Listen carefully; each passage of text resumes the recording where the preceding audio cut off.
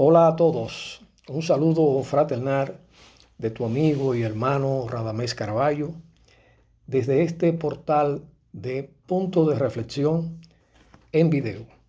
Recuerden que nosotros hemos estado promoviendo este proyecto de comunicación, el cual pretendemos reproducirlo en todos los renglones posibles del área de las redes sociales. El inicio de nuestro programa, nuestra primera edición, fue realizada con mucho éxito el pasado 6 de agosto a través de la plataforma radial Radio Larimar. Queremos agradecer infinitamente el apoyo recibido, la participación que hubo, porque fue la primera vez. Estamos en proceso de propaganda, si se quiere decir así. Estamos ampliando los horizontes de la publicación en todas las redes sociales y esperamos que en las próximas entregas la gente se sume aún más.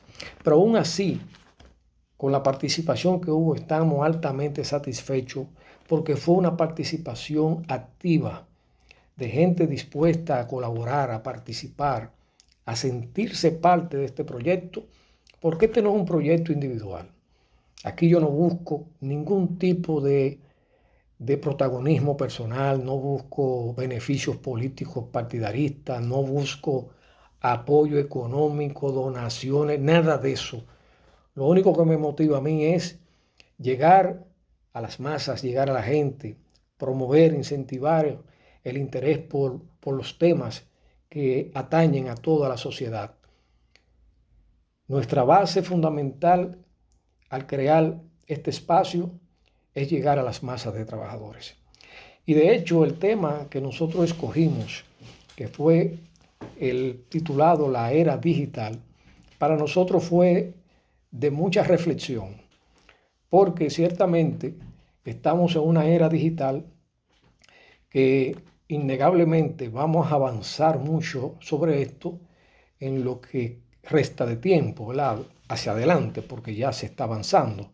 Pero lo cierto es que esos avances digitales, esas proyecciones científicas para beneficio de la humanidad, no se están registrando debidamente, no se está popularizando, no se están democratizando, y por eso es obvio ver cómo la participación de la gente, el conocimiento de la gente sobre el tema todavía es muy mínimo. Nosotros necesitamos que las masas se sumen, se enteren, discutan y debatan estos temas para ponerse a la altura de la circunstancia. Porque es bueno señalar aquí que el inicio de estas intenciones, de estas investigaciones científicas, no fueron para servir. No, estas investigaciones se hicieron como bases militares.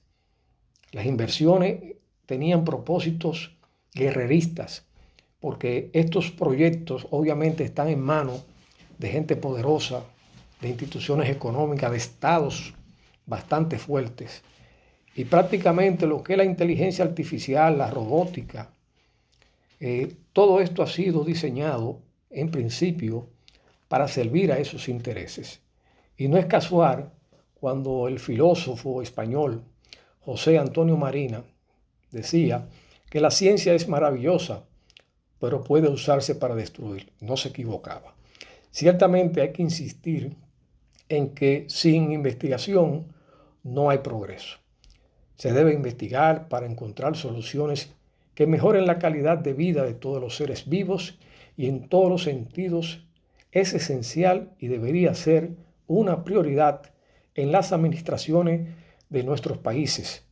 Pero en los hechos ustedes saben que no ocurre así. Los gobiernos que nos hemos gastado, que nos gastamos, los que han pasado y los que tenemos, no les interesa para nada resolver los problemas que realmente atañen a la sociedad.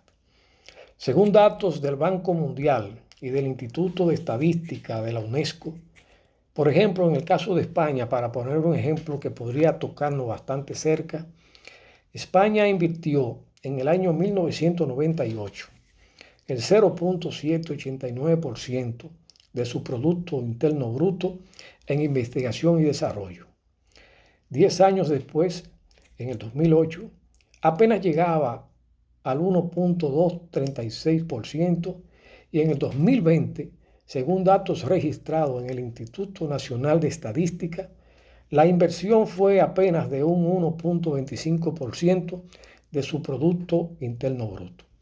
De hecho, para hacer una comparación, los países que más invierten en investigación en estos momentos, o sea, en investigación e innovación, son, por ejemplo, Israel, que invierte un 4.95% de su Producto Interno Bruto, Corea del Sur, con un 4.81%, Suiza, con un 3.37%, en Suecia, un 3.34%.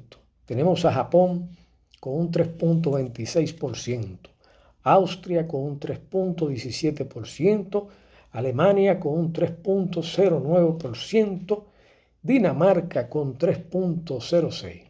Y agárrense ahí para que no se caigan, porque aquí tenemos a Estados Unidos con apenas un pírrico 2.84%, algo que podría resultar insólito, por eso son los datos estadísticos que estoy manejando. Bélgica asume un 2.86% de su Producto Interno Bruto. En este punto es importante destacar cómo la China popular, el gobierno chino de estos tiempos, logró de un 1%, que era su inversión en las patentes mundiales, logró romper el récord ya en el 2020 con el 45.7% del total de las patentes mundial reportadas, colocando a los chinos, como es natural y como es obvio verlo, como los punteros en materias de avance tecnológico en todo el mundo. Eso tiene un nombre, eso se llama enfocarse en políticas de desarrollo y tener una visión más allá de 4 años o más allá de 5 años, porque esa es una de las grandes limitaciones, entre otras, que reflejan en los gobiernos nuestros, que son gobiernos de 4 años o gobiernos de 8 años, no tienen una proyección de política nacional sustentable. Trabajan solo para ellos enriquecerse y desgaritarse o caer preso después de 4 años, si es que haya una justicia que lo logre. Pues es obvio ver la desigualdad en las iniciativas de dedicación de recursos. Para las necesarias tareas de investigación y desarrollo no existe. Esas son bases indispensables para tener una soberanía plena y garantizar cierta estabilidad nacional en la lucha contra la corrupción, dedicando recursos para esos fines. Por eso el filósofo y matemático René Descartes, nos mostró cierto sendero al afirmar, y cito las palabras de René Descartes: 2 cosas contribuyen a avanzar: ir más deprisa que los demás o ir por el buen camino. Por lo cual es obvio pensar que nuestros países latinos están atados a una yunta de los monopolios imperialistas y a la obediencia fiel de una partidocracia oportunista, neoliberal y rastrera, que no conocen del sentimiento nacional y mucho menos de la responsabilidad en el desarrollo para nuestros pueblos. Por ello el filósofo español José Ortega y Gasset afirmaba que sorprenderse y extrañarse es comenzar a entender. Para entender y progresar hay que investigar. Es fácil notar cómo se manifiesta la desigualdad en nuestras sociedades al ver cómo se manifiesta en esta brecha digital. De hecho, es evidente y hasta traumático para muchos cómo para tramitar algún documento público casi se requiere de certificación digital para acceder. Por lo menos eso es así en los países más desarrollados. Pero avanzamos hacia todo el globo en ese sentido. Es una realidad y por eso nuestra preocupación y necesidad de batir el cobre entre los sectores trabajadores del mundo, crear en la conciencia de nuestras gentes latinas e hispanoparlantes en general, en sus masas de trabajadores, en los hijos de esos trabajadores que tendrán que lidiar con estos nuevos retos en el futuro. La pandemia del COVID-19 ha supuesto un punto de inflexión en estos cambios, porque si bien es cierto que a la larga esto iba a ser una realidad, sí o sí, también es cierto que en el universo de las personas no estaban preparadas para estos cambios, y de forma repentina mucho menos. No fue casual las diferentes reacciones de carácter psicológicas, psicopáticas, y que llevaron a mucha gente a la fatalidad, gente que murieron en estado de desesperación por realmente no tenían manera de entender lo que estaba pasando. Y voy a poner algunos ejemplos en este sentido. Por ejemplo, en el proceso mediante el cual fue necesario seguir los programas de educación para asistir a clase virtual, durante el confinamiento fue necesario contar con un dispositivo y una buena conectividad, o sea, un buen servidor de Internet, lo cual en nuestros países todavía es un problema a demandar, pues los usuarios de los círculos sociales marginados, y lo digo porque los círculos sociales pudientes pueden darse el lujo de pagar buenos servicios y comprar mejores equipos. Es aquí donde yo insisto y hablo sobre la brecha digital, de cómo se manifiesta la marginalidad, cómo se manifiesta la irresponsabilidad de los estados en los países nuestros. No resuelven el problema fundamental de forma democrática, no se incluyen a los sectores vulnerables, no se incluyen a los sectores que realmente son los que se incorporan en el tren productivo, los que producen riqueza, que son precisamente las masas trabajadoras. Allí donde se presume de cierto progreso y bienestar, por ejemplo, en los países como el sueño americano que suele venderse en los Estados Unidos, o el mismo sueño europeo. Allí también hay muchísimos problemas porque hay cordones de miserias, hay también vulnerabilidad, hay marginalidad. De manera que yo quiero insistir en que el avance de la tecnología tiene un significado humano. Sí, señor, lo tiene. Es válido y debe ser apoyado. Pero este tiene que ser democratizado porque este no está llegando debidamente a los sectores que realmente son los hacedores de riquezas en el mundo. Por ejemplo, yo quiero señalar otro aspecto de igual y profunda preocupación, que es el concerniente al teletrabajo, que es una de las modalidades que caracteriza el trabajo en el avance digital. Este es uno de los tantos ejemplos de cómo afecta a la desigualdad social esta modalidad ya entre nosotros. Aunque el teletrabajo no nació con la pandemia, como pensamos muchos, también es cierto que se acrecentó a raíz de esta, e incluso se ha planteado su utilización de manera generalizada. Incluso ya era habitual en países como Dinamarca, Países Bajos y Luxemburgo. En Suecia, por ejemplo, creció el teletrabajo de un 10% en el 2005 a un 20% en el 2012, mucho antes de la pandemia. Sin embargo, el problema aquí es que no todo el mundo puede optar por un trabajo con esta modalidad.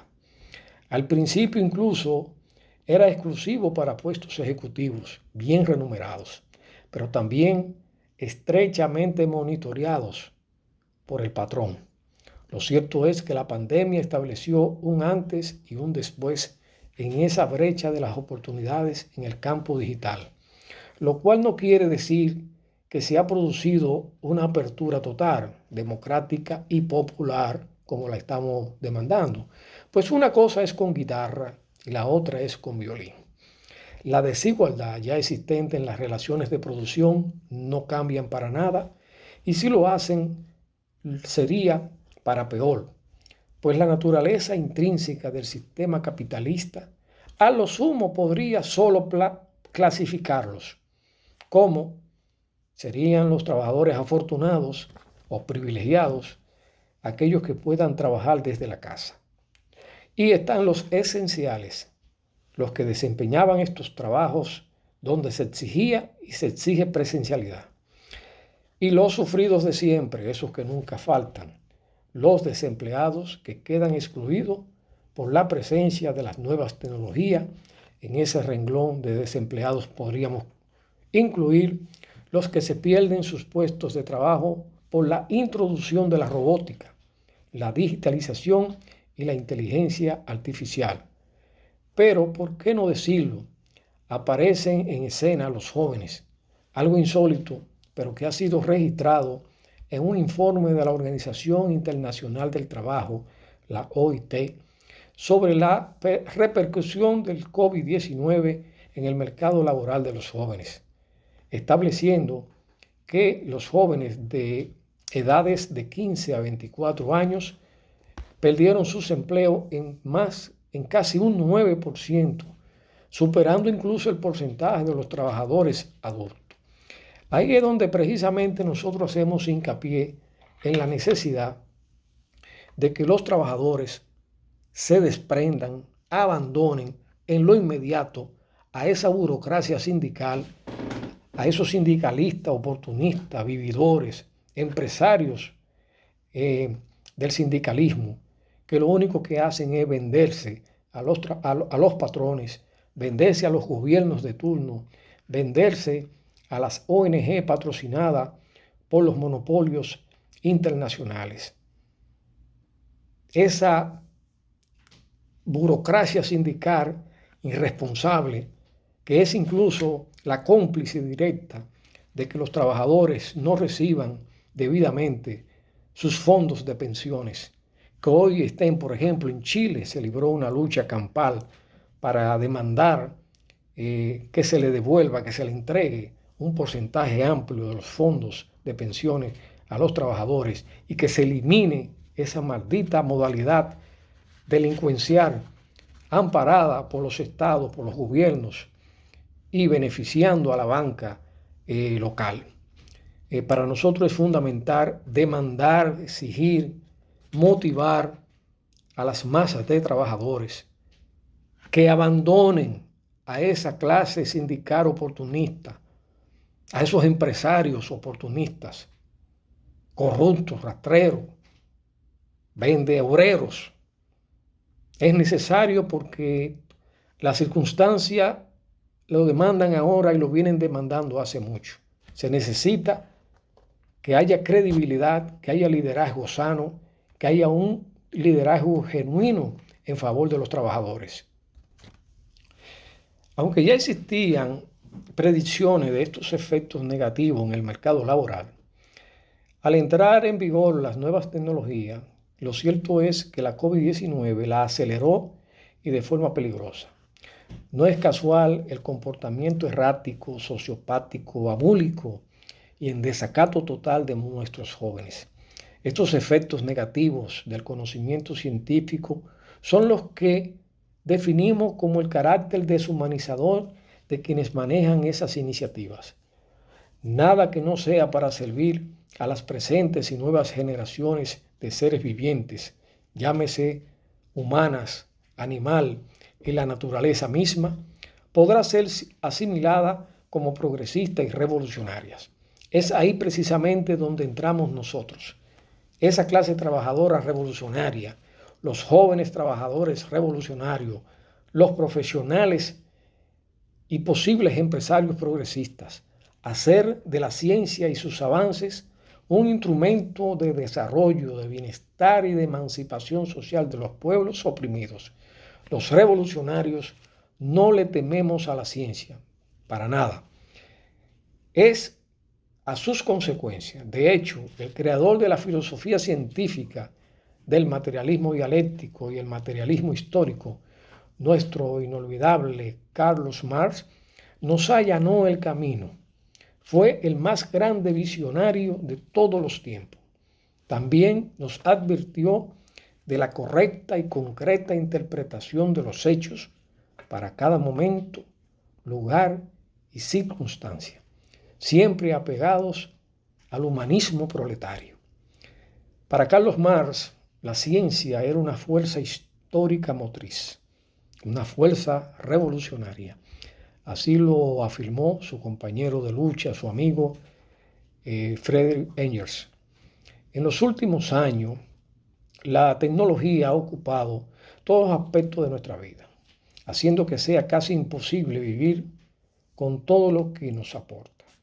Su imparable avance impone que aumente la necesidad de contar con políticas destinadas a proteger al usuario ante su desarrollo. En este contexto crece la sensación de que la tecnología controla nuestras vidas, por lo que también aumentan los que reniegan de su uso.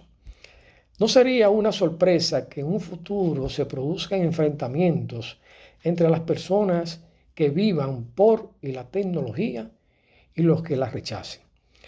A los que la rechacen y le den la espalda, se le llamará neoluditas.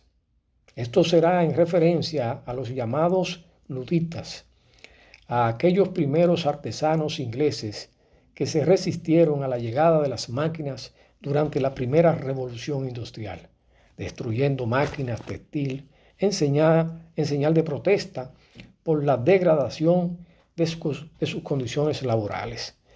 Es más que obvio que la sofisticación y la capacidad de las máquinas y de los robots aumentan sin parar.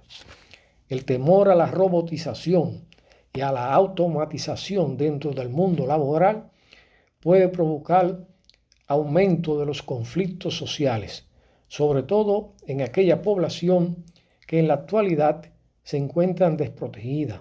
Además, puede generar la pérdida de un ingente número de puestos de trabajo, llevando muchas personas a tal grado de desesperación que se vean abocadas a ejercer la violencia para acabar con el problema que para ellas ha generado esa situación.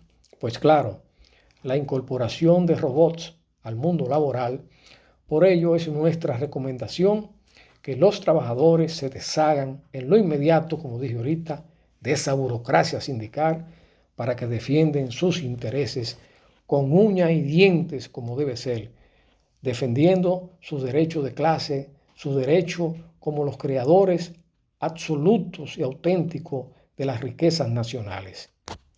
No es casual haber escuchado, no recuerdo cuál es el autor, pero escuché algo cuando decían que el hombre sigue siendo la mayor computadora. Y en eso no hay equivocación porque eso es una realidad sin ningún tipo de debate. O como diría Isaac Asimov, el aspecto más triste de la vida actual es que la ciencia gana en conocimiento más rápidamente que la sociedad en sabiduría. También queremos compartir en este segmento lo dicho por el filósofo español José Antonio Marina, cuando afirma que más que una sociedad digitalizada, hemos entrado en una sociedad de aprendizaje, en la que todos aprendemos más de manera colectiva que individual. Todo se complementa, así que aprovechemos la oportunidad con responsabilidad. Para salvar las diferencias en este futuro incierto, la única solución es dotar al trabajador de herramientas suficientes para que no sea una pieza más del engranaje. Actualmente, la degradación del sistema educativo, junto con la hiperespecialización en las carreras formativas, hace que una parte de la población viva condenada a un trabajo del que no puede escapar. El nuevo mercado laboral tecnologizado impone flexibilidad a los jóvenes. Especialmente se encuentran inmersos en trabajos que les han requerido unos estudios muy técnicos y específicos que les impiden, en cierta manera, salirse de lo aprendido y ser críticos. La generalización del conocimiento no solo aportaba una visión más general, pues también permite una mayor flexibilidad y adaptación de los puestos de trabajo. Por ello, y aunque la especialización es una buena base para diferenciarse del resto, se hace preciso fomentar el estudio de enseñanzas más globales que faciliten una mayor flexibilidad dentro del mercado laboral. La robótica y la inteligencia artificial van a seguir siendo una amenaza real, no solo en el mercado laboral, sino en todo lo que es el ámbito de la vida misma. Nosotros sugerimos que nuestro pueblo, que nuestra gente, se sume al estudio y discusión de estos temas, se organice y demande sus derechos frente a los gobiernos, frente a esas instituciones que con nuestros fondos, con nuestros impuestos, se enriquecen robándoselo en vez de ponerlo al servicio de la educación y de la formación de nuestras masas trabajadoras, creando un ambiente real de democratización de la enseñanza. Para nosotros es fundamental que esto quede bien claro en este sentido y por ello pedimos que la gente que tenga acceso a esta información, a este mensaje que hemos dado, nos hagan llegar su parecer, críticas, si lo desean, como lo quieran hacerlo, no tenemos ningún empacho en eso. Lo único que pedimos es que haya moderación, respeto, que sea un discurso de altura, porque lo que buscamos aquí es aprender mientras enseñamos, aprender mientras investigamos y aprender mientras debatimos. No buscamos absolutamente ni pelearnos ni hacer enojar a nadie.